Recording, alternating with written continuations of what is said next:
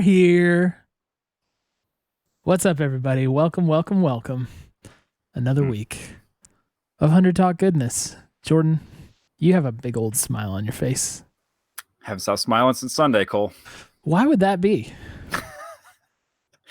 Just love Mondays, you know. The best. Mondays are the greatest, aren't they? And it's Tuesday. We're not even live on a Monday. Yeah, actually, that is weird. My goodness. What we are... Oh, he's doing it. Broke the stream. What we are saying... He just broke it. Okay. This is going to be a weird... This is going to be a weird start to the podcast. All right. Let's try and regain composure for a second and explain what's happening right now. Y'all ever seen a scam train at 1,457%? I have not seen that before, but here we are. Look, what is happening now is that one gentleman by the name of Samichh is gifting 100 subs in our channel. 100. That is not a small amount. That is not a small amount at all. This is making good on not even a bet, not even a wager. This is just a promise he made. He said, this is a promise. He said, I can't believe he's doing this Samichh. I can't believe he's doing this. He said that if 100 Thieves beat C9, he would gift 100 subs in our channel. And he just said, I am a man of my word. Samichh, we usually don't do this on the pod, by the way. We usually don't really talk about subs on the pod. Samichh. Yeah. Let no one ever say he is not a man of his word. Dude, what the heck? Thank you. Holy crap. Thank you. Incredibly generous. We appreciate it so much. No matter how many times we tried to give you an out here, you stayed the course. So truly appreciate it. That is very... I can't believe you did. Samichh, thank you, man. Holy crap. Oh my goodness. Okay, so yes, this is going to be an interesting start to the show as I have to somehow focus now after that. Everyone in the chat, show love to Samichh, please. Shout out Samichh. That is... Samichh, we'll be in touch. Oh man. Well, in fact, what a nice way to start out by saying yes. 100 Thieves beat C9 this weekend, which is the major news that we're here to talk about. We also won another game against one team called something like FlyQuest. Some other team. And that was also trivial. Fun. Trivial in comparison to the C9 win. Not really, but we'll talk about that. Yeah, we will. The main thing, though, 100 Thieves fans have a lot to be super excited about all of a sudden, out of nowhere. Yeah. I mean, we're gifting subs like crazy. We're winning League of Legends games. We got Poomers in the chat. There's lots going on. I think this is going to be another one of those kind of free-flowing discussions that we have because obviously much of the discussion will talk about like the new look of the team and how this has been. But we're just going to try and hit a lot of stuff along the way, answer some chat questions and takes, and give you guys opportunities to enjoy the new emotes coming through from the 1,457% hype train that Samichh single-handedly set off. And Cole, enjoy Rip It. Oh my goodness, that's right. This is Under Talk, officially powered by Rip It Energy. I'm drinking G-Force tonight. Rip It Energy is, of course, the only actually good tasting energy drink. Actually tastes good. Actually doesn't taste like medicine. And it's quite enjoyable. By the way, Tribute Cherry Lime, 20% off. Use code TCR20 on ripitenergy.com and get yourself 20% off, free shipping. A case of these bad boys. Yeah, there you go. All right. Raise a Rip It alongside us. All right, Frozen Creek's in the chat, by the way. He is with C9 Bodied, who is the C9 equivalent of 100 Talk. I think he came to pay his respects after what was surely a tough watch for him this weekend. Yeah.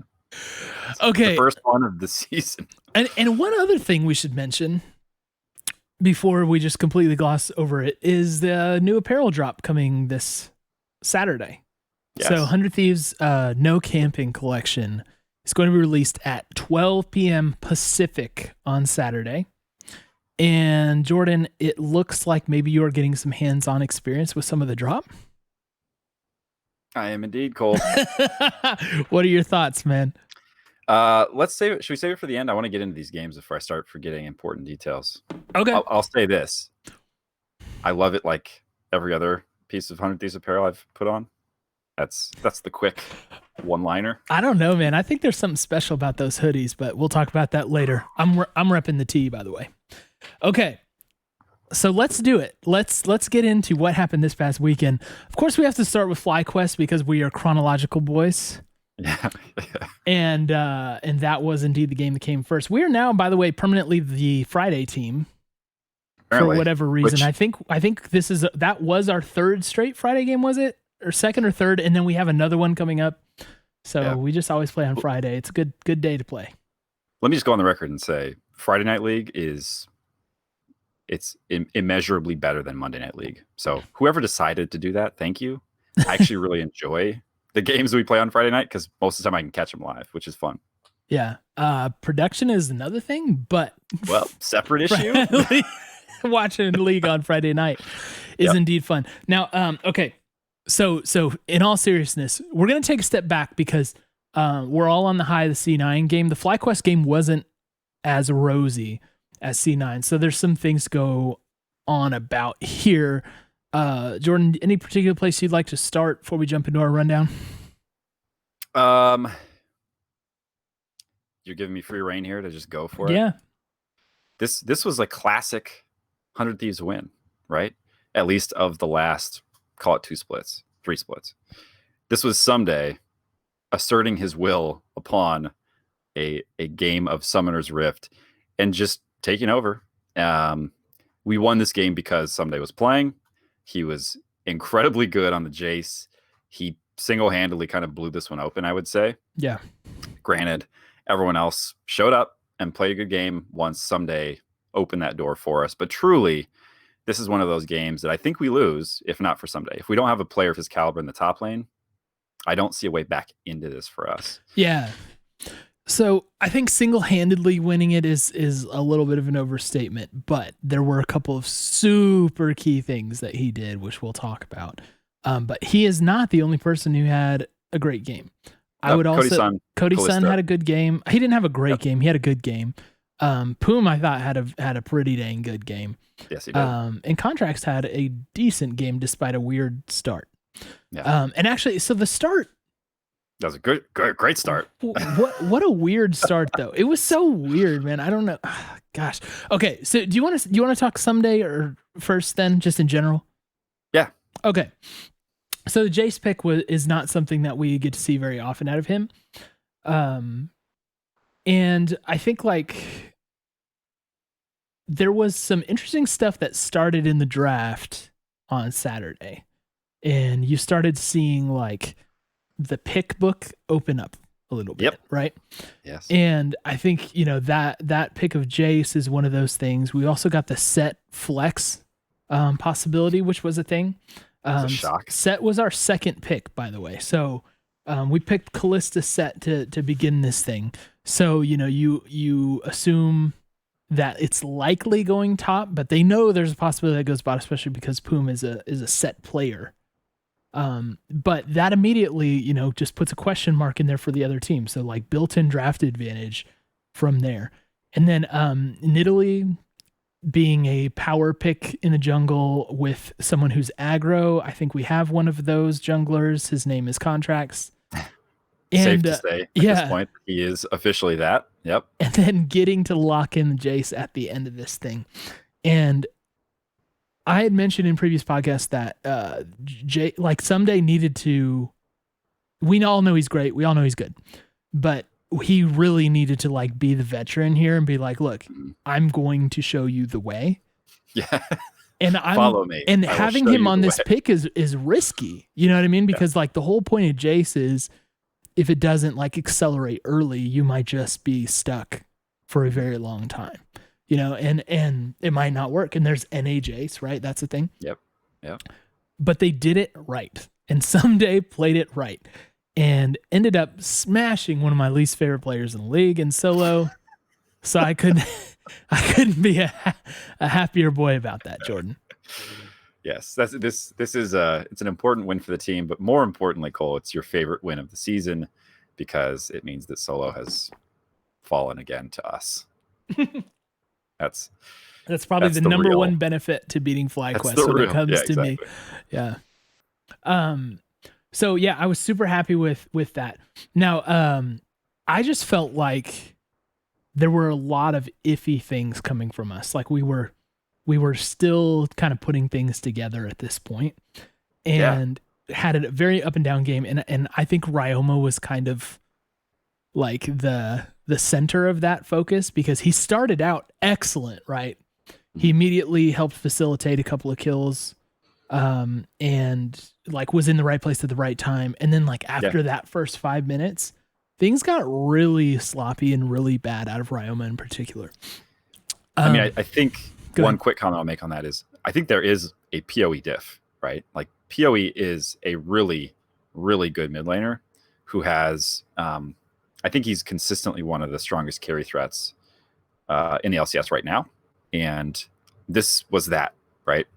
I just think it's kind of like this is a poor analogy, but it's what I have in my mind because of what we did this weekend. Mm-hmm. It's a little bit in my mind like the Ssumday licorice thing, where it's like we hope and we want for Ryoma to be able to hang with PoE and maybe get that solo kill, but it went the other way this weekend, and it really wasn't close.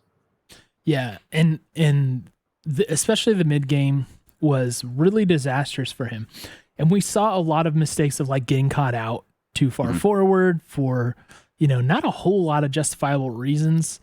I think it was greed, perhaps. Yeah, like there was one in particular. Yeah, the greed one egregiously on the turret. Like right, he was under turret.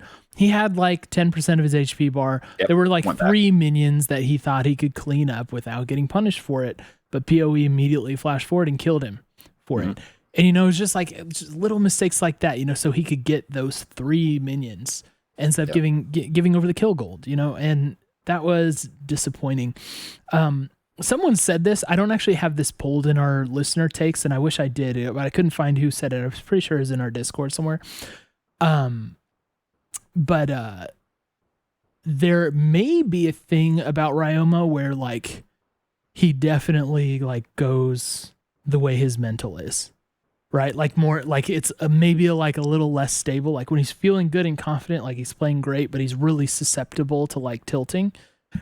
I don't know. Like it's early for us to make that judgment. We don't know, but I'd say we have evidence, Cole, of him not doing that. And I'm not saying that that's not a possibility, but we should look at the whole of it. I'm remembering several games from spring where he had a really rough early game and then came through in the clutch to make huge plays. Yeah. A steal, a pick over the wall, something like that, right? That isn't the totality of this conversation. But I think if you are one of those players, you have to be able to reset yourself, right? Like you can be tilted for a play and still redeem yourself and bring it back and have an acceptable game, or even a game that is very impactful for the team. And while, so I'm not saying he doesn't tilt or doesn't play tilted, but he has had rough starts, made a comeback. Right. And that was the caveat that I was going to say. It's like the thing about him though is, and I don't know if this is someone like in comms, like talking him back or whatever, if he's just got this himself, which would be excellent if he does, but he does seem to have this ability to kind of reset and like still be available to make an impact at the end of the game, which happened in this game as well. Right. Yes, so exactly. He did turn on in the last, I think they said he started like 1-4 and finished to like 5-4, so he like something like that. That's probably not exact, but towards the end, especially when he TP'd 4 and 5, he TP'd back, behind the team that they were in the river, like around Dragon Pit. He TP'd behind them to clean up 2 more kills on that. And that was like seriously a big deal for us during that game. That TP, that flank that he set up, the kills that he set up with the team. So he was still able to make plays, and from that point forward, he was good. You know what I mean? So it's like that's something that you want to see, is some sort of resiliency in him, especially if he does have a tendency to like get tilted by something, which that is still speculation on my end. Like I'm still like, I'm feeling this out, but it seems like he will sometimes have these in-game roller coasters. Yeah, where like the TP is a great example. There was one that was really bad. There was one that was great, right? So it's not 100% consistent. But here's the other thing I'll say: the whole team kind of looked that way in this game. We saw a fail flash from Cody trying to get over a wall. Yeah, we did. It just wasn't clean. I was watching the replay, and I think because I had more recently watched the C9 game, I was like, oh my gosh, this game was not in the bag by 20 minutes by any stretch, right? It took some heroics and people kind of getting it together for us to really start tipping it. And I don't know if you want to go through that Ssumday play where he just barrels in, and there were really a couple of them when you go back and watch. One is, I think like there was like I think he was 2v4 with Poome maybe, and it was mid lane in our side. I think he was coming out of the bot side jungle and moving up towards top side jungle, and he just kind of ran in with, I think Poome was with him against like 4. And if I'm not mistaken, I think they ended up with a couple kills on it and then getting out, just kind of like out of nowhere, which was awesome. But the other one that, stood out to me even more was toward the end of the game, where he was retreating out of their jungle and just decided to turn around and smash somebody. And he dove Mash and killed Mash, and like the team was there enough to clean up the rest. So oh gosh, speaking of hero plays, Dad Sparrow 27 gifting 50 subs in the chat. Goodness gracious, you people. You people are wild. Sandwich with 100. Dad Sparrow with 50. Jeez, thank you, Sparrow. Thank you so much. You guys. Thank you. I don't know what's happening. This is amazing. I honestly think that soon they're going to run out of people to give subs to. So. Yeah, we might not. Yeah, we might need to get we might need to get some more people in here. Another man of his word, by the way. Yeah, there were some rumblings that might happen. Jeez, thank you. Holy crap. Okay, man, how do I focus when this stuff is going on? It's hard. It's hard. We'll try our best here. We got to over tilted. We got to bring it back. Yeah, we got to have that expertise and the good mental to not lose the stream. Okay. But yeah, he hit Mash, right? He zeroed in on Mash. Yeah, he smashed Mash, and that was basically the game. Yeah. Like from that point on, it was like, okay, game. To your point, I said I may have used hyperbole a little bit to say it was a one-man show. Poome was the second one to that fight, right? He boss tossed his way into the carry and out of the fight with the boss toss. So Poome on set I was not expecting. What a delight. It was fantastic. He was really solid. I think you're talking about when he ulted PoE like out of the fight. Yeah. And that was in the first play I mentioned. He did that. Yeah. He grabbed PoE and took him to like the exact right spot for us. Right. Yeah. He boss tossed him like just far enough away that he couldn't really do anything, and he was kind of like trying to work his way back in the fight. And just completely eliminated him. And yeah, that was really, really solid play. So seeing that is like, okay, it wasn't the cleanest dub against FlyQuest, but there was so much to be hopeful about. Yeah. And we did end up getting a win against a team who was 5-3 at that point. Like, let's third not place, I think, at the time. Right. Let's not forget where we were coming into this. We were in the darkness. The song we had used at the beginning of last week was a dark song, Cole. Yeah. It was okay. To drive this home, the win we had previously, the most recent, was against Dig. Right, this roster had one win, and it was against Dig. So it was easy to look at it and say, let's temper our expectations here. And I won't hide from the fact I predicted an 0-2. So I didn't even think we were going to beat Fly. And it took a lot, right? It took a lot, and it took some really kind of hero plays, but they did it. It's a different look than what we saw on Sunday against C9. It's a different kind of win. It takes a different kind of grit and endurance. And honestly, it's pretty encouraging to see that, right? You never want to make those mistakes, but when you do, you want to be able to kind of claw it back from the place that it was in, which is we were starting to lose control of that game. Yeah. Well, let's talk about C9 then. Like we've just been chomping at the bit chomping at the bit to get to C9 because that's obviously the huge story of the weekend. Chat, if you didn't see, we beat C9 and we smashed C9 and it wasn't close against C9 and we made them look like an academy team. And Frozen Creek's probably really mad right now. And we're all elated. And El Blasico is back on for real, baby. Yeah, it is. It is officially. Yeah, and basically, like we beat C9 in about the time that we've been on the podcast so far. So it was a great day. Now, you would think that this would be a huge deal in the league community. And this is one of the things I want to talk. I don't understand.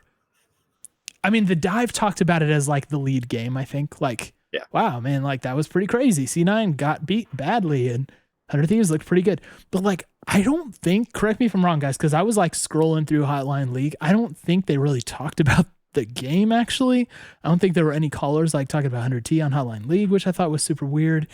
And it just seems like it made huge ripples for us as fans. And like, I'm expecting more of an impact. Like the way we played that game, I think deserved more respect than it got, because it wasn't like we narrowly like pulled off this thing off of like some weird plays or whatever.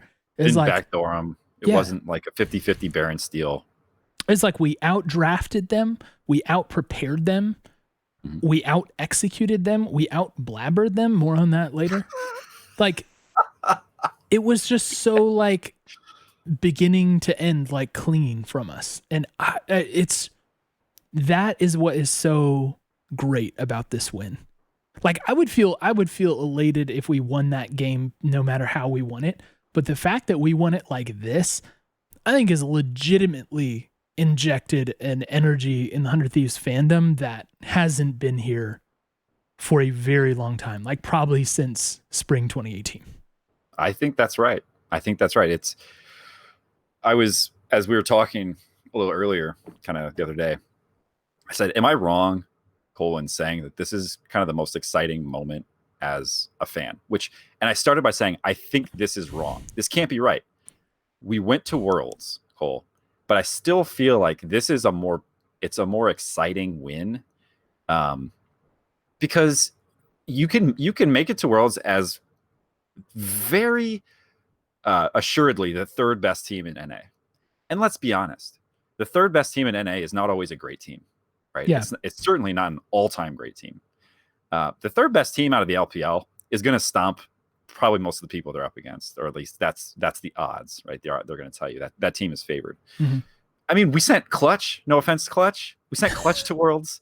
So, I feel like some of the highs that we've experienced as a fandom in the past have been, and I'm not trying to take anything away from that accomplishment. It's amazing. It's insane. I still can't believe that it happened, but it didn't always come with the same degree of confidence that a win of this type, and in the manner in which we collected this win, kind of brings to you. And I'm going to feel so sad if this confidence is not long-term. But I think the point that I'm in right now, and it sounds like the point you're in, is there's no part of me that feels like this was not a win that we earned, right? We deserved this win. And I have not seen anybody say this was a fluke or it wasn't deserved. The verdict is still out, right? And we shouldn't say that we are now the best team in NA and everybody else of course to get on our level. So like I'm going to try to avoid hyperbole as I speak about this team, but it's different. It feels very different, and it is super exciting because of what this might mean. Yeah. And we'll talk about that, right? Yeah. And I mean, I just want to keep going on this because I'm seeing a couple things in chat and that I think echo some of the sentiments that I've seen online, which is like, talking about like how, yeah, good teams have bad games. And like, I agree with that totally. I agree that like this wasn't a good game from C9. And I agree that other great teams occasionally have their bad games or whatever, and they drop. You know, we've seen G2 do that over and over again. Tom Shoe's pointing this out in chat. I'm telling you though, it's not like there. That would be, I would be much more open to that point if 100T didn't like consistently punish everything that they did wrong. Like, yeah. We were so on top of every mistake, and we were so assertive with what we did that like, I don't think you can like contest that point of it. And it's like, yeah, like they didn't have as good of a draft as ours. Well, we also like kind of pulled one over on them during the draft. Like we yes. did. And then I saw a lot of people talk about like limit testing, like, oh, they're like limit testing. And it's like, I get that is sort of a thing, but no teams are like setting out to like, okay, what's the thing that can make us lose? Like, I don't care how good you are. You know what I mean? And the way that this game played out, like we just took their strategy and did it better than them. Mm-hmm. And part of that was what we got in the draft to be able to do that for sure. Yeah. But the like, I'm not discrediting or I'm not writing off this as just like, oh, C9 had a bad game and we were there. As like, we took the game. Let me remind you, they did not take a single objective. No turrets, no dragons, no Rift Heralds. All right. They didn't get anything. Yeah. This was clean from 100T. This was the best game of League of Legends that 100 Thieves has ever played. I'm gonna let that sit. Here's an important point too, right? And I'm not interested in trying to like, I don't come into this conversation with an angle that I'm already committed to, right? We have won games before that we didn't quite deserve, right? And that we got incredibly lucky on. Yeah. I truly believe this is not that game. Yeah. And here's another thing, right? Limit testing and this idea, when you get a team like Cloud9 who is so good that they kind of have to find ways to challenge themselves, which is a big problem for like a team that is far and away the best in their region, because then they get into international competition and it just isn't the same. This was not that.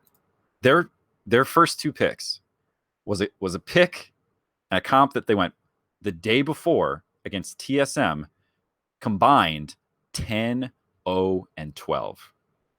The Wukong, Senna, 10, 0, and 12. They were looking to smash, Cole. They wanted to hurt us as badly as they could. They were trying to speed run this game. This was not them trying something new or getting a little wacky. Or, hey, Sven, do you know Wukong? Do you own Wukong? Could you try him? Like, it was less than 24 hours previous that he had taken a task TSM on the same exact bot lane combo. So that's out the window for me. And if that were a thing, right? Like if they were like, yeah, let's try Teemo. Okay, well, put an asterisk next to this one, right? Mm-hmm. It wasn't that. This was not them goofing off or having a fun game or just, enjoying their Sunday. Right? Yeah. And I will say, I think there's room in this argument for people. Look, I try and be super like reasonable with everything we talk about here. I think there's room for the argument that the Jarvan pick was weird for them. Like, I think there's room for that if you want to make that argument. But also, I don't know anything about League of Legends, so I'm not going to be like up on the particulars of that.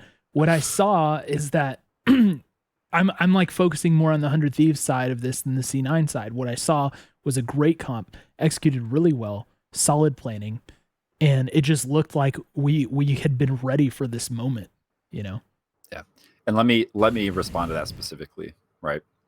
I mean, I agree. Like that is, but here's the thing that I think is important to note. And this gets back to a little bit of there were forced errors in this game, right? There were things that we did to C9 and it started in the draft. It didn't start once we loaded into the Rift. We second picked Olaf, right? So we went Karma for us. We grabbed that. They took Wukong Senna. Clearly they were prioritizing that because they liked that bot lane and they thought that they could smash with it. And they want to establish it as a thing going forward. Like this is something we'll play and you have to watch out for. Yeah, maybe reconsider. We second picked Olaf, right? So we gave them the chance to pick Olaf or another aggressive jungler if they wanted it.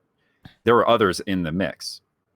But we took the Olaf, and I think they probably would have taken that Olaf. Let's see, who did they play the day before against? They played Set, so it is what it is against TSM. they're mixing it up at jungle, probably trying to get different looks for Blaber. So, but we took the Olaf, right? They could have taken that Olaf. We know that Blaber loves Olaf, and we grabbed it, second pick. So again, we got a pick that we know they like, and that potentially they would have loved to have had. And we made sure they didn't get it. So that is a credit to us. And they responded with the Jarvan. Yeah. Do we actually want to walk through this draft? Because look, the fact is, so many people talk endlessly about the draft, and historically, both for 100 Thieves in general and with Zix, people have criticized it. Mm-hmm. But this was like a draft masterclass. You know what I mean? And so maybe we need to just I don't mean we need to like give the expert analysis, because we're not the experts to give that analysis, but just to step through it, in a general sense. We banned out Kalista, Twisted Fate, Ezreal. C9 banned out Graves, LeBlanc, Syndra, which is interesting because they're targeting Contractz and Ryoma with those. Mm-hmm. So Ryoma, and Graves is so strong. Yeah, right? Graves is really strong. Ryoma drawing a couple bans, cool. So we had first pick, we take Karma, like you said, they take Wukong, Senna, and we answer with Olaf and Ashe. So we lock in like this immobile bot laner, right? Mm-hmm. And then let's see, they lock in Jarvan, and then we have bans, right? Orianna and Azir from us, so targeting Niski, and then from them Thresh and Malphite. And so then the final picks play out, Jace for them, Camille for us, Galio, and then Cassio for them. So that's it's just like a lot of people thought like maybe C9 would be the one to take Galio. Mm-hmm. But the way we set it up, like we had that pick ready for Ryoma to grab and do better than they could have, layering that with the Jarvan ult or whatever you want to do.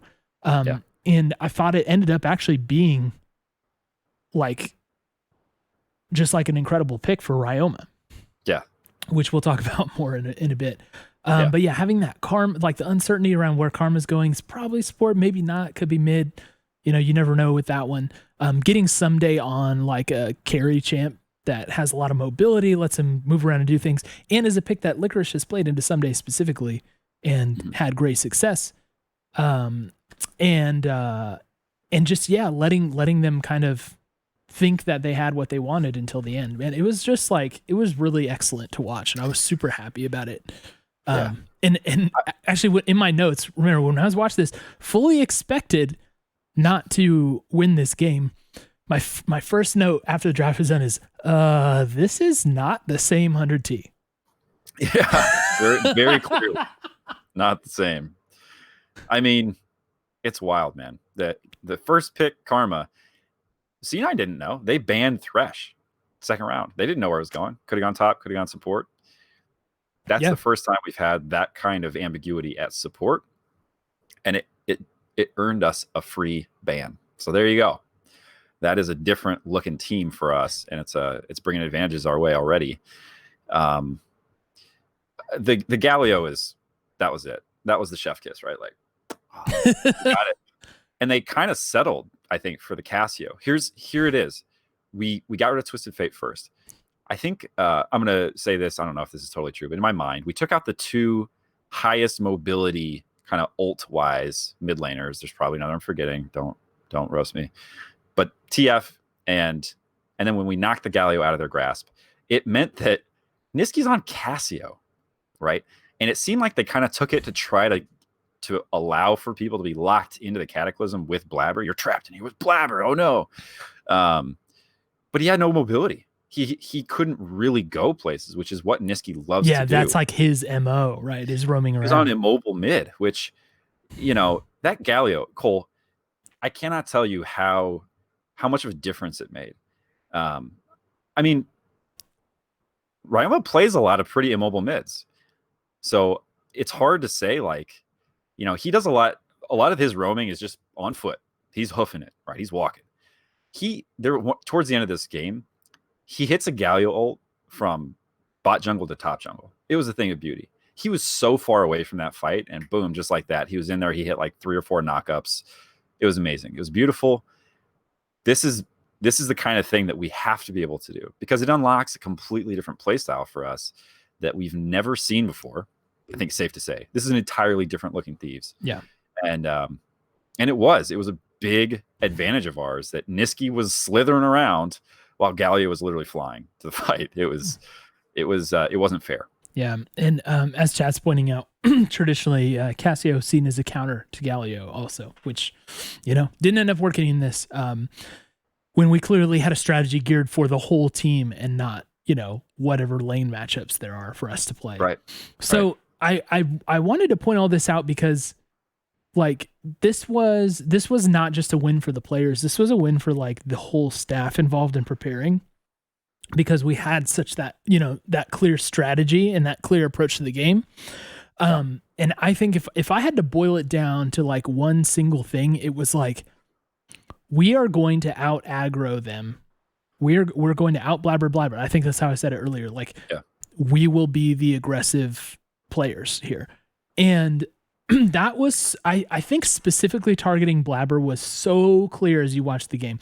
I felt like every time like the observer, like, so once we got like to the mid game or whatever, every time the observer like moved from one place to the other, you would see 100 Thieves players like clearing out something from Blaber's jungle. Mm-hmm. Like it was so often they were just taking his camps, taking his buffs, and just like leaving him with nothing to go find. Yeah. And you could just see like how far behind this guy was, like pretty much the entire game. The KDA is one thing, right? He was 1-8, while Contractz was 10-1. But also like Contractz had a pretty healthy CS lead the whole time, and people were just, like I said, stealing Blaber's way back into the game, and just seeing like Contractz turn into a torpedo and go in on them was just like amazing. Like I couldn't believe it's happening. In fact, the casters were like squealing in delight the longer the game went on and kept seeing this. And man, like what a way to win is to take the previous split MVP's style and style on him with it. This has got to be one of the more kind of pronounced examples of the consensus MVP candidate, or kind of MVP, vote getter, just being completely taken out of a game. 1-8, that's insane. I didn't realize he'd finished that far back. That's shocking. That's shocking to me. And it truly was. I mean, it was, he couldn't do anything. He would hit his cataclysms and then he would just be trapped in there to hand over some gold, right? That's basically what he did. That's crazy. It's kind of hard to believe, honestly, because I just talked last week about how Contractz isn't Blaber, right? I had made a point to say this is not a fair comparison, guys. Let's not get crazy here. We didn't know what side of that argument you were on. Yeah, exactly. I mean, here's what I'll say, and this isn't defensive myself, but I think if you are an aggressive player and you find yourself on J4, it's possible that you're going to have a really bad game, because there was one time he was trying to get the Rift Herald and Ssumday just comes zipping in, boom, kills him. He just didn't have answers. There was too much mobility on the team. Ryoma could pop in and basically turn the Cataclysm against them, because they were all just floating around in the air after taking a huge chunk of damage. Mm-hmm. So yeah, that is shocking that we were able to do that. And I think it does speak to, like you said, the preparation here, the plan. We came in with such a clearly defined game plan. That's another thing we've talked about this team not having, is an identity, a style, and something that, it felt like we were kind of just trying our best to get meta picks and then see how well people could play them. Kind of like hoping that we could outstandard somebody, probably through some luck thrown in. Right. This was not that game. No, not at all. It's actually funny because we had a Discord watch party for the FlyQuest game. So we were all in voice chat, just talking. And at the end of that game, we were just kind of talking about what we thought happened in the C9 game. And I literally said, I think we're going to go mega aggressive with what we do. And that's our only shot at winning. And I can't believe even saying that I undersold what we did. I just can't believe that. Now, some other things that are interesting that I would mention. I always say stuff like this and then chat will correct me. So please do if this is the case, but I don't really recall ganks down in bot lane from Contractz either, right? Like he showed up there a couple times like later in the game, but as far as like early game is concerned, there wasn't really a bot lane focus, if I'm not mistaken, other than taking the dragons.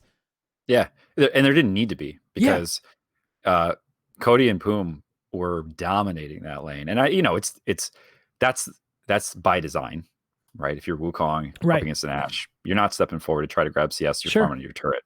So there was, and that's probably actually partially to our favor, is Contractz didn't have to try to mix it up with that bot lane where he could be focused down and blown up by two people who are really intent on taking him out of the game. He didn't need to go, because our bot lane was just, they were taking care of business. And part of that's the pick of Wukong.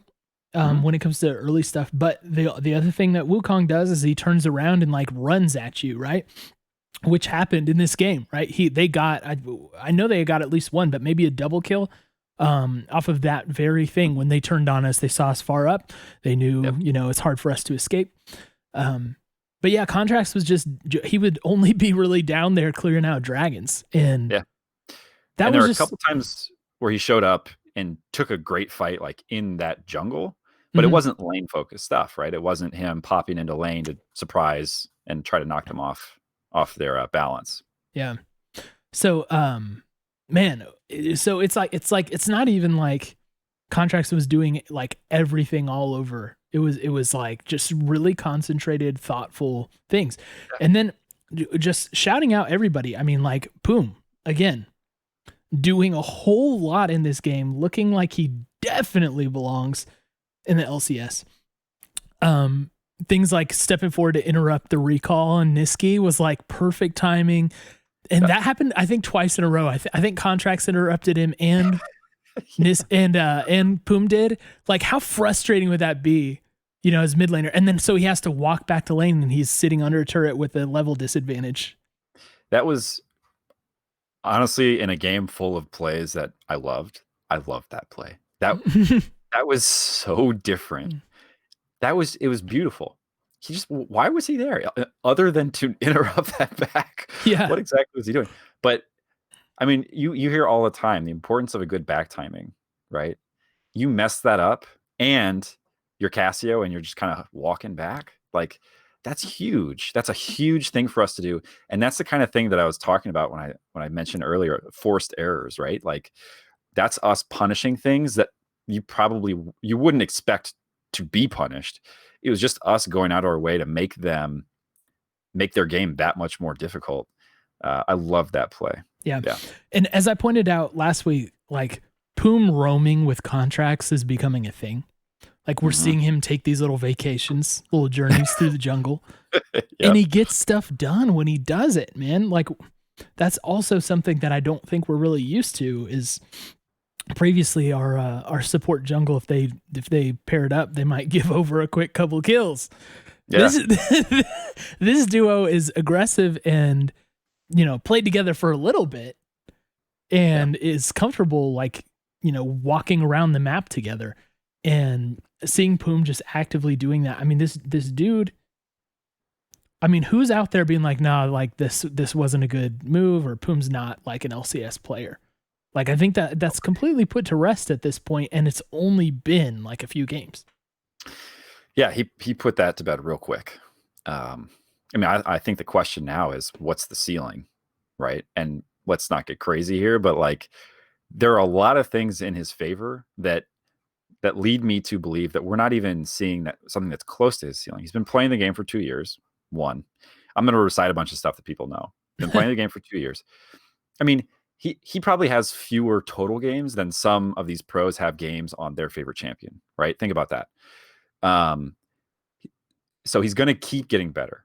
Like he's going to keep grinding, and he's just learning stuff probably still about this game. You can't know everything about League of Legends in 2 years. It just can't be done. He's playing on ping, right? He's got at least 30, maybe 40 ping up in Vancouver connecting to the tournament realm.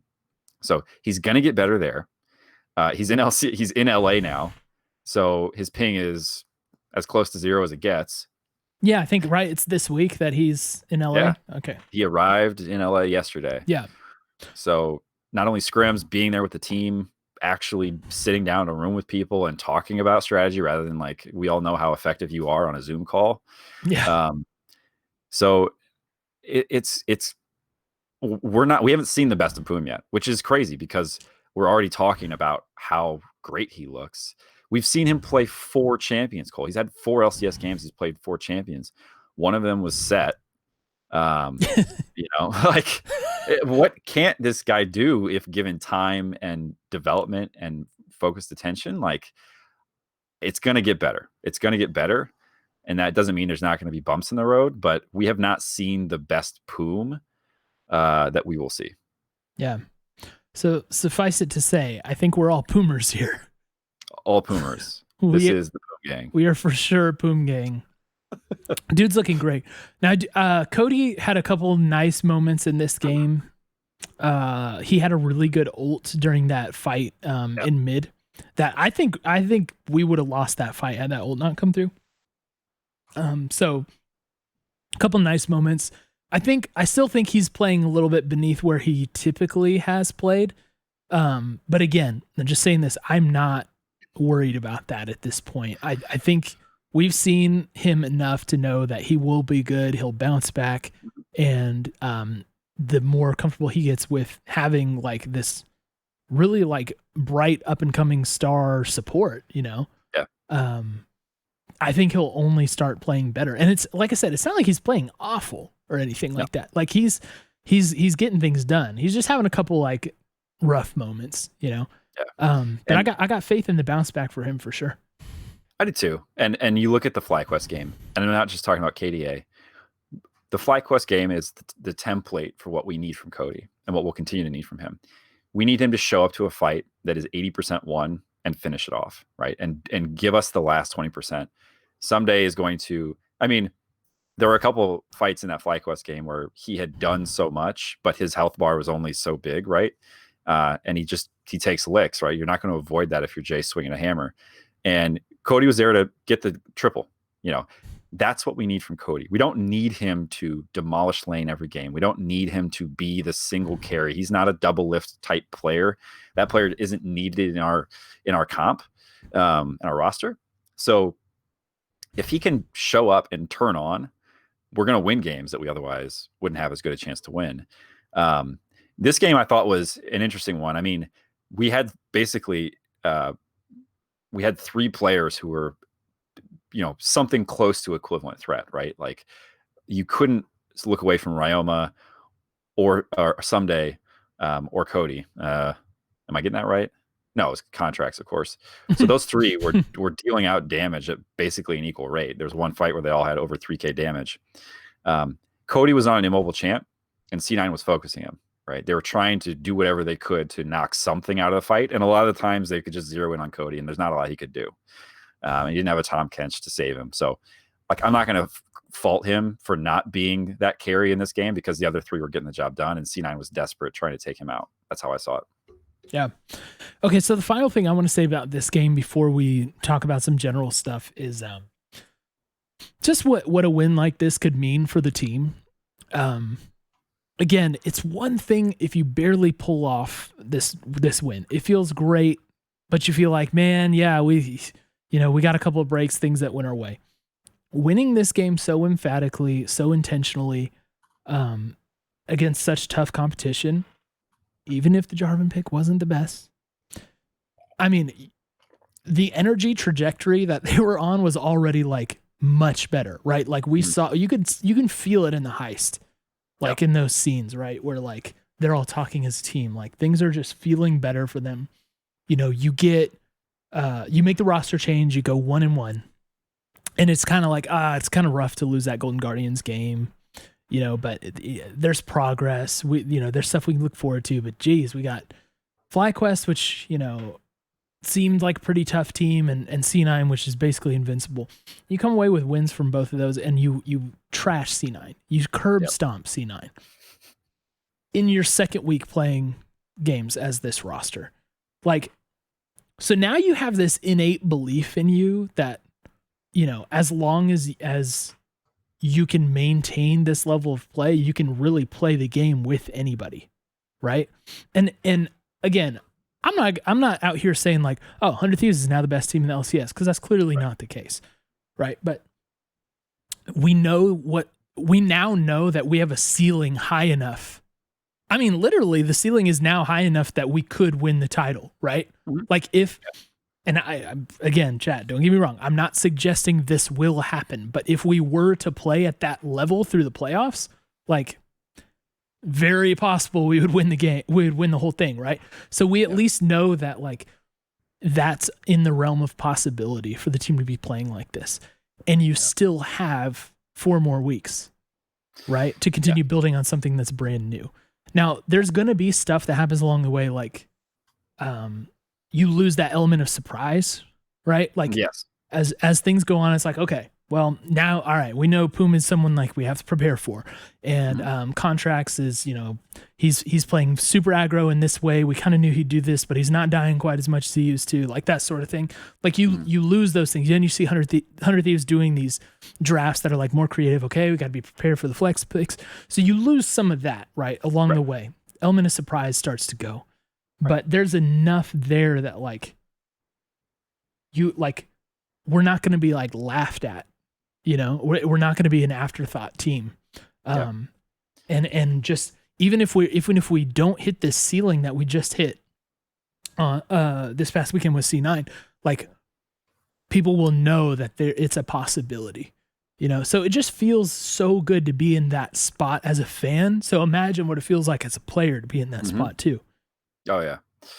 Yeah. I'm glad you brought up the surprise piece, because, you know, in some ways, we have an advantage against C9. We know exactly what their game plan is. Not exactly, but we know generally what their style is, what they like to play, what their favorite picks are.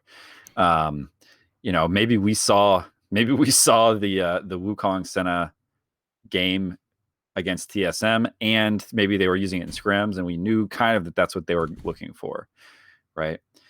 So over time, that's like, it's like a weird advantage of having no style, is that people don't really know what to expect. And so when that first game where you emphatically say, this is our style, we are going to be, you know, we're going to answer your aggression with aggression, we're going to actually beat you to it. You can't do that every time now, because eventually, if people don't know that, it's because they're not paying attention. And, you know, the majority of teams are going to be paying attention, and they're going to try to prepare for you in the ways that they can. And you should expect that some of them will be able to. So we'll lose some of that edge, right? It's only natural, just as C9 does. Yeah. And the other thing is, I don't know. Best of ones are very different from best of 3 or best of 5, right? Right. A win in isolation is one thing. When we get into series play, here's what I want to see from us as this goes. So when you say, what does this mean for us? It means we can do it at least once. You can't win a series on one win. So we need to now demonstrate that we have a playbook that is thick enough to continue to bring surprise to people. And I have hope that it is, because we've seen enough different champs work for us. You know, like, think about all the different champs that Ssumday's popped off on. Yeah. You know, 4 different champs for Poome already. Contractz is showing that, you know, there are champs that if you give him, you better be scared.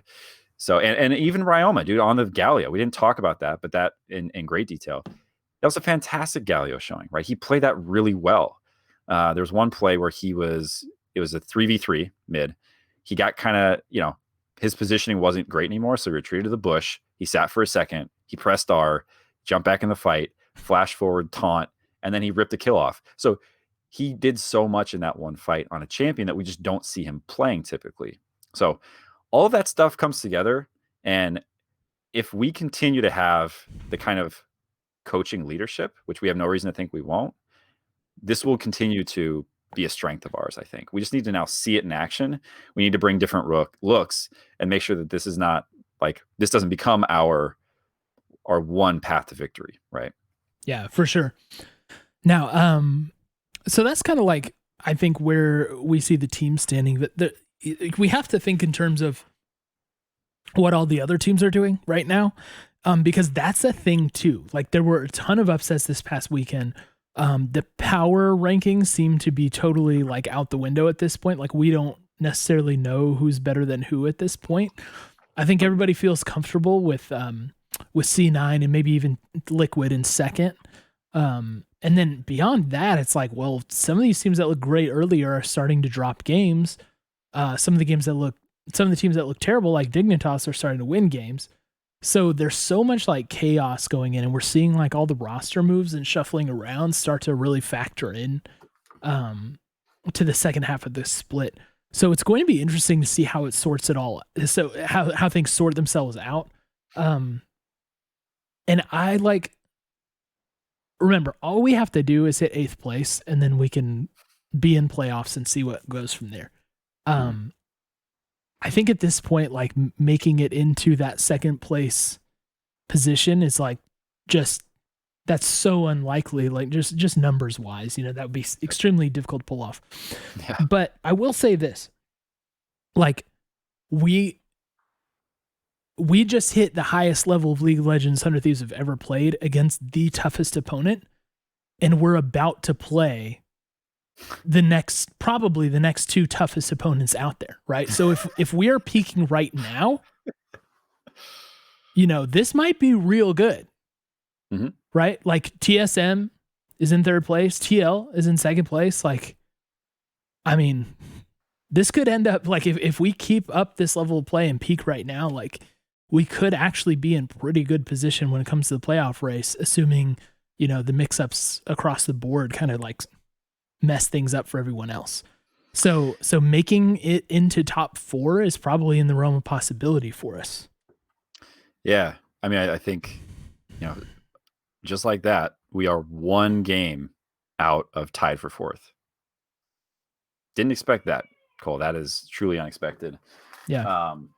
And beyond that, I think, like, it's not just that we're 1 game away. It's like, if we play well and the other teams are like on their current trajectory, we could really like move up. Yeah. As as the patented muddy middle returns, right? I mean, if it's in the past, it's been, hey, look, so long as we can continue to beat those teams that we need to finish below us, we should be okay. Now, I think the conversation to what you're saying is, geez, if we can beat the number 1 team in that way, is it unrealistic to think that we're going to be able to find wins against those teams that we would otherwise expect or assume to be finishing above us? I don't think it is. Yeah, yes, it's, and the way you said it, I think, is exactly right. It's like, it's not unrealistic to expect that we can find wins against them. I don't expect us to like perfect run the back half of this. No, second split. We're not. I mean, we're not suddenly C9, right? It's not like you beat C9 and you become them. Right. Right. There's lots more to do, right? And but it's possible. There's going to be possible adjustments that we can win. Yeah, it's possible we can rattle off a lot of wins on the back half of this, as long as everything continues to go on its current trajectory. And then that will make things super interesting for the postseason, right? When we're talking about like, okay, 3 weeks ago we were like, all right, our support and our jungler definitely have to go, and our mid laner is a question mark. It is give it time and let's see. And now we're suddenly like, our support is definitely good to go. Our jungler looks definitely good to go. So now it's like mid laner he's doing all right. I mean, he hasn't had a great, I wouldn't say he had like an outstanding split, but he's had a couple really good games, and he seems to be on an overall upward trajectory, but like, that's next on the list. And like, we're looking pretty good if that's our worst problem, Yeah. Yeah. The conversation changes drastically, right? And even, I think you need to start looking at these players as, do they fit into what we want to do, right? Do they allow us to play the game that we want to play? And if Ryoma can play Galio and put in that kind of performance, I think your answer is yes, right? So it's like, there's a cautionary tale here with Bang, right? We bring Bang in. We replace Cody Sun, not a 1-to-1, right? Because there was some other mix up in there along the way. Yeah. But we looked at that, I think, or at least as a fan, I looked at that and I thought, great, a better player by basically all measures and dimensions. But he just didn't fit with us. Or that we couldn't build a roster around him that fit with his style, right? So I think you got to be really careful about just saying, well, there's a better mid available, so let's get him. And if you're winning and you're accomplishing the goals that you had set out for yourself, I think you have to be very careful about throwing something into the mix that changes that dynamic, right? If the person who you bring in this hypothetical scenario we're talking about, and I'm not saying that we should even be thinking about that right now, but let's say that at some point it's like, well, gee, it's off season. We've got some crazy free agents, and you bring them in and you run back into the same problem you ran into before, which is, yeah, they're great, but they don't play with the team. Well, guess what? We're a 7th place team again, or worse. So yeah, I'll never forget that lesson. I think it's just so important in this game that you don't look at a player on paper and say they're better, get them, because it doesn't always work out that way. Yeah. All right. Well, so I think it's safe to say, doing our quick weekly Trust the Papa check-in, everybody's feeling good about trusting the Papa. The position we're in, like the improvement that we've made so fast, best win in the program history just now, and with the stacked like talent on the way up,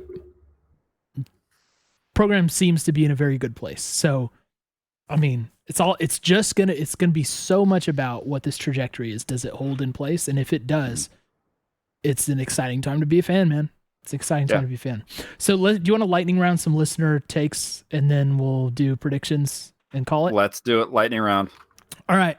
We're trying to be more conscious about directly addressing your takes, because along the way, we have tended to just like kind of work them into our conversation and not explicitly call them out. But we're going to try and be better about actually bringing up your specific takes. So along those lines, we're going to lightning around some of these.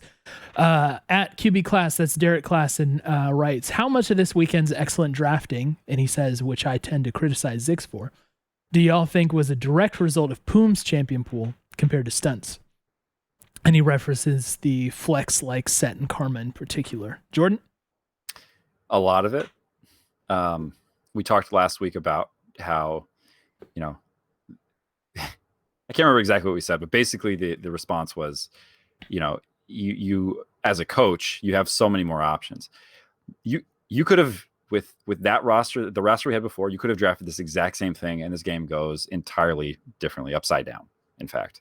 So I think it's got a lot to do with that. And I do feel like what this is confirming to me is that our coaches will be unlocked in the same way in draft. I mean, they have the potential to be unlocked. Let's see what they do with it in draft as the players on the Rift, right? It's going to be, we haven't talked at all about Ssumday on carries. Maybe that's one of the questions. I won't get to it, but there are differences we're seeing. There's a ripple effect. It's just, yeah, it is. There's a ripple effect.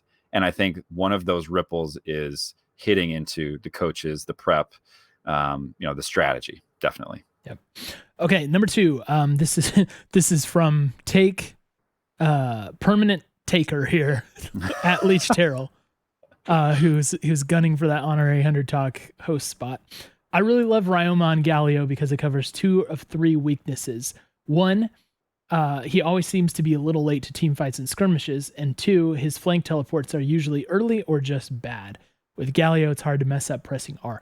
I think so first of all, yes, him on the Ryoma pick I think was great, especially because it seems like he's got a little more HP built into there, right? Like it's like a little more tanky of an option when he gets into a bind. I agree on the pressing R thing. That helps him for sure. Flank teleports, I don't know. He's made a couple of good ones, like he did this past weekend. Hard to say. So yes. The other, I'm guessing your third weakness for him is the lane face. But he honestly looked okay, right, in the lane phase too.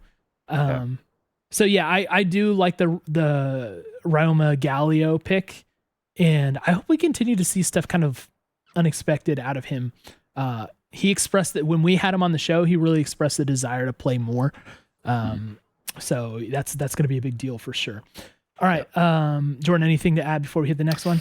I'll just say, the lane phase, I think probably is that third one that he didn't specifically mention. And here's the difference. It's hard to roam effectively. We've talked a lot at length about showing up 2 or 3 steps behind that critical moment that you need to be there to turn a fight in your team's favor. That can be the difference between having a wave that is perma-shoved versus needing to get, kind of clean things up before you get to go to the party. So Galio buys him a lot of that flexibility. Galio's a strong pick, I think, in general right now. Mid is such an important kind of pivot for the whole map that, like I said, that range is real big. And so I'm glad to see him playing that, because I think right now it just plays in the meta really well as well. Yep. And man, just before this split happened, like picturing Galio being a 100T pick, man, just didn't seem possible. At Ren Money says, Ssumday on carries like Jason Camille has clearly been a recent success for 100T. However, for the team to be successful in the long run, they will eventually need to put Ssumday on tanks too. Will we continue to see this success? Good point. I mean, I think he's demonstrated, though, that he's a good tank player as well. Like, I think he has a good track record of playing tanks. So that's not really a worry for me. What do you think, Jordan? Yeah, and I'm assuming that we're just talking about that point in the future where tank meta is back and Riot wants tanks to be played more. And yes, we know he can play those champs, I would say. And we know that he can actually do a pretty good job of turning a tank into a threat that you wouldn't expect it to be. So I think in some ways he's probably better suited for a tank meta than a lot of the other players are, because they're just going to try to kind of play it safe and then show up when the team needs them. He's not going to do that. So he could be a lane bully even in a tank meta. It'll be interesting to see. I mean, meta changes have wide-ranging impacts, right? And if we do lose a primary carry, we're going to have to find that damage elsewhere. And that's where you hope that a player like Cody Sun can maybe take more of a prominent role in that. You think that if there's a tank meta, that probably means he's got that much more leeway to free fire into a team fight. So we'll have to see. But I think he's well suited for that playstyle too. We've seen it. At Jacob B515 says, do you think Poome and Contractz make 100T a top 4 team?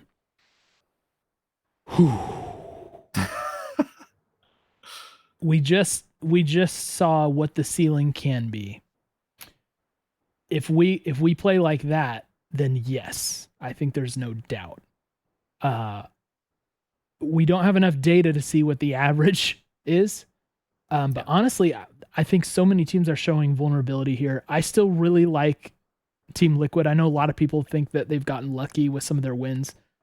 I still really like Team Liquid, so I'm not sure I'd have us over them. But I could see us in that 3rd or 4th place spot for sure. And again, if we play at this level, we ain't losing. So that's a yes from you. I would agree with that. I think the top 3 are pretty, there are 3 very strong teams. And I think after that, talking about your EGs, your Fly Quests, they're looking streaky. And a streaky finish to the summer split is a surefire way to fall into 5th place, in my opinion. So, yes, I think we could be there. A few people in chat have pointed out, too, that Licorice gave his opinion that 100 Thieves could be the second best team now. So that's, an insider. Yeah. That's a smart opinion because, Jordan and I are dumb at League of Legends. He's not, obviously. He's pretty good. Yeah, he's pretty good.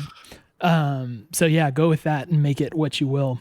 At Busta7718 says, do you feel we can stay in the same form till the end of the split to make a possible run for second, or do we play for a playoff spot and go from there? We sort of touched on this already. I think mathematically second place is going to be difficult, although as I mentioned, if we're playing this well right now and we have all our tough opponents right away, it is in the realm of possibility, but it relies also on those teams losing a lot of games. Like Liquid has to drop a lot of games and we have to win a lot of games. So I don't think we'll end in second. I think we're going to lock up a playoff spot. No problem though. I do too. Yep. And I don't think you don't take unnecessary risks to try to get that second place spot, right? Like you play your game and you go for wins, but it's not like you risk it all to try to get second. So yeah. Two more. Mr. Koala XD says, where do you think 100T will place in the playoffs? Oh, and I clarified this with him earlier. He says like literally where we finish. So, I like that he's just assuming that we're in the play. I like that a lot, actually. This is eight teams, man. 8 teams. It's got quality baked into it, though. We're just skipping by the do you think we'll make playoffs? I like how we moved on. I don't know if in the format, teams get to pick like what happened in spring where C9 like chose us early. Yeah. That could factor into it. It could. But yeah, I feel like, and the other thing is like, whatever happens for whatever reason, TSM, like when we see them, things just go bad in a 5-game series. So Bjergsen is why, Cole. Yeah, that's why. Bjergsen's always why. If I had to guess, I say that we'll end up in 4th. Jordan? Yeah, I'm having a hard time like projecting out that far to say exactly who is in there and in what order and who we have to beat to get 4th. But here's what I'll say. I think we can beat a team. I think we can beat a 2 or 3 seed. And I don't think it's a long shot. Like it's not a 15% chance of that. I'm going to give it a much higher chance. So if we beat a 2 or 3 seed, then I guess we finish, I don't know, 3rd or higher. That's all I'll say. Yeah, the math failed me on this one. I don't want to like read too much into what happened just this weekend. You know what I mean? Like, well, we'll talk about that in a minute. Last one. Tog Waggle says, where would you put us in power rankings if we 2-0 this weekend? So that's assuming we beat Team Liquid and TSM. And if you're going power rankings is like what, like right now, how is everyone doing? If we were to beat both of them, it could be kind of easy to forget about the Golden Guardians loss since it was the first, game with the new roster and bump us as high as 3rd, I think. We're talking power rankings. If we were to beat TL and TSM this weekend. If we beat TSM this weekend, TSM is going to have a lot of questions being asked about them because they dropped a game this weekend too. So that would be 2 1-1 weekends at best for them. And that is not what you expect to see from the 2nd or 3rd place team because it was not a super strong team that beat them. I can't remember exactly who it was. I want to say it beat was TSM. Yeah, it was wasn't it Immortals? Immortals, that's who it was. Yeah. Immortals, thank you. So they maybe even went 0-2. I can't remember. They went 0-2. Yeah, they went 0-2. So 0-2. So they lost to C9 and Immortals. Is a 1-3 over 2 weekends. That ain't a top 2 team. At least so far as power rankings go. It's power rankings you can change. So if we 2-0 this weekend, I think we're at least 3rd. Yeah, I still like 2nd. TL. I think people underrate TL personally. Yeah, they're doing well still. Yeah. Yes. Okay, so that brings us all around then to this upcoming weekend. And before we do this, I want to make a note. And I was alluding to this a second ago. I think we should have proper expectations. All of us are super high off of this win and enjoy it for real. It's the best. Like, it's the best feeling to get a win like this. Teams don't always play. In fact, teams almost never play super consistently, right? So I am sure that we're going to hit more bumps as this road goes forward. So what I don't want to happen is if we drop 1 or even 2 of these games that everybody's like, oh, it was just a flash in the pan. Like, the whole point right now is that steady progression forward. And we might not always have the perfect game plan for a team. We might make some mistakes that are punished to the full extent, and then we get in a position where we can't win a game. So what I don't want is if we do drop a game or 2 for people to just like lose all hope that we've gained, over the course of this split. This is still a new roster. Okay. Right. So from that point on, please don't forget it. Please don't forget that this is still a new roster. Right. That being said, Jordan, we got TSM on Friday. They're in 3rd place. They're 6-4. What do you think? I think we beat TSM. I think we beat them this time. We've played them close recently, right? We've not been, we had that really close series last playoffs. We have not been losing to them. It was a Bjergsen backdoor again. that got us last time we played them. Yeah. This is a very different looking roster. And I just want to make a comment on the point you made. It's such a good point. I'm glad you made it, because I feel like I can get carried away sometimes too, especially when your question is about, like, it's kind of like, get carried away and then tell me what you think. But let's not forget, everything went right against C9. Everything went right. We got like it. So there were so many different pieces working in concert together. That's what led to that result. If even one of those pieces doesn't go as well as it did, C9's a good enough team. We might have lost that game, right? Like, if the Galio pick doesn't come through at the exact time it does, or if they first pick Galio in round 2, this game might be completely different. So it is true that at our peak, we are good enough to beat C9. That's because that happened. You can't take that away from us. But peak is very different from consistent performance. And sometimes it's even more different, right? So we'll have to see. And my hope is that, I mean, we have really quality. Our program is made up of quality people and players and staff, right? And that is what helps to bring you the consistency that you need to deliver results regularly. So my hope is that this is a sign that those things are starting to fall into place. But to your point, we shouldn't look at a weekend where everything doesn't fall into place in exactly the way it did against C9 as a failure outright, or as a sign that it was actually a fluke, or that we're not even good, right? Yeah. So just want to put that in there. All right. Well, for me against TSM, I see the fact that, as you mentioned, they barely beat us last time with our old roster. So part of me wants to be like, oh, it's an easy dub for us now. But at the same time, it's not always about like, oh, how close was the last game and now we're going to win. It's like style matchups, right? Like the way things play out, like when you match one style against another. And so that could make the equation trickier. That being said, I think Broken Blade is not in the best spot right now. I don't think he's been playing super well. Mm-hmm. And while I think Spica is better than most people give him credit for, hard to imagine him being able to deal with like hyper Contractz aggro if we go that route. Right. So I do actually think we pulled this thing out.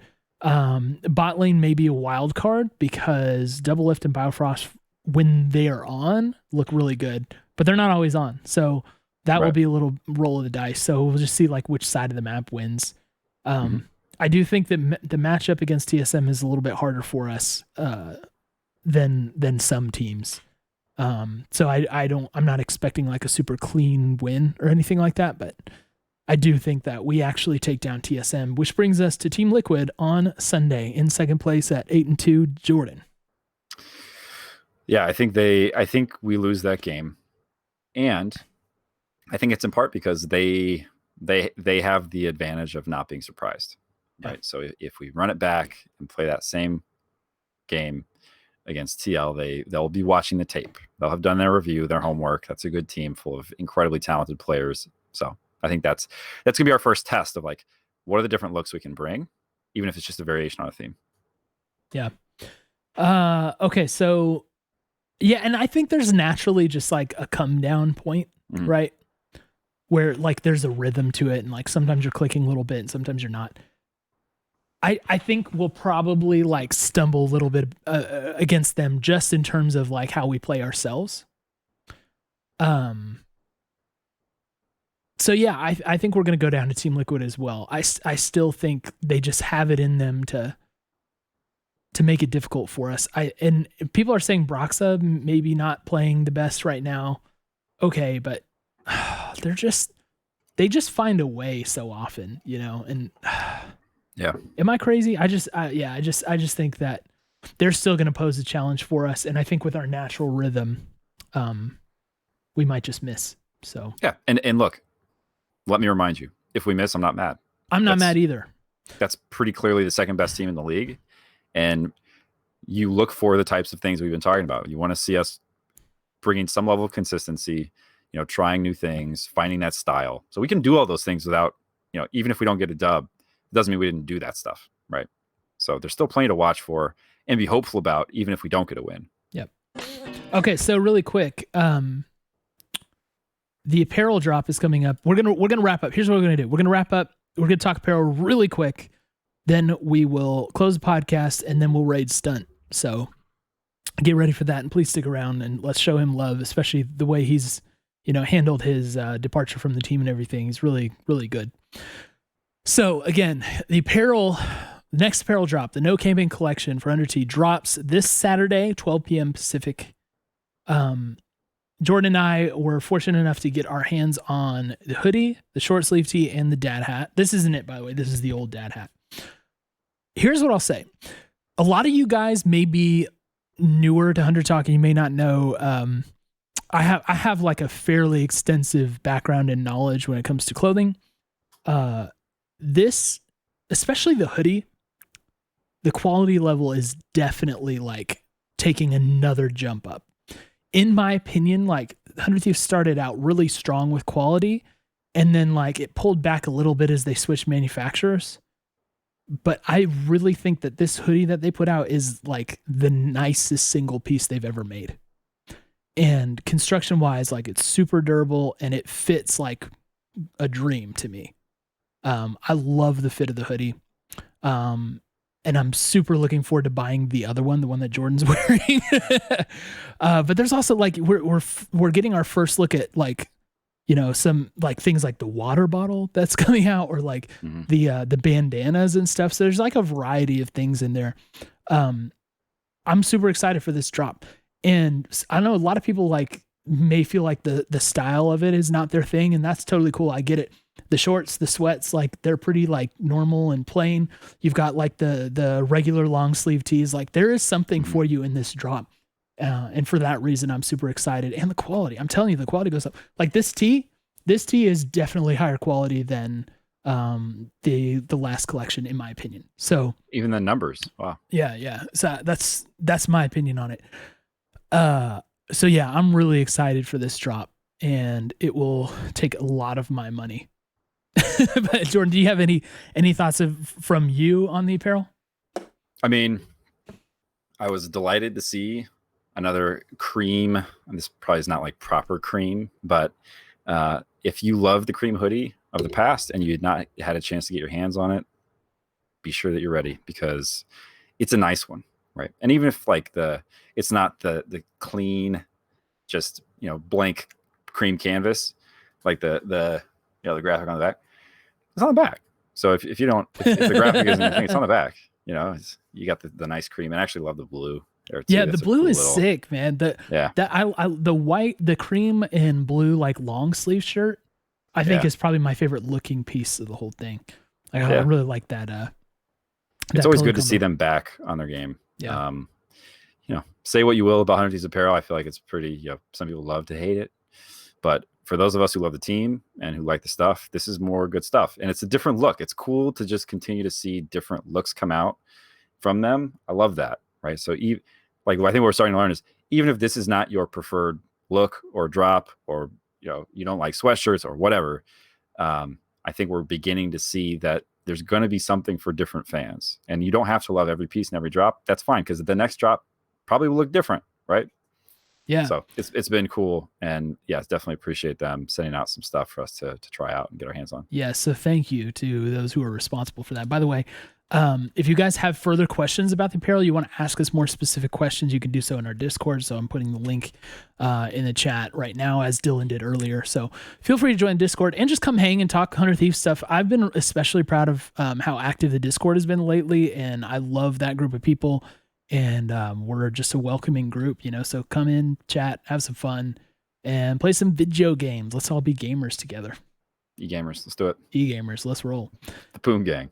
All right, so that'll do it for us this week. This has been Hunter Talk, powered by Ripit Energy Fuel, the only actually good tasting energy drink. As always, we love you. We miss you already. Take care. All right, guys.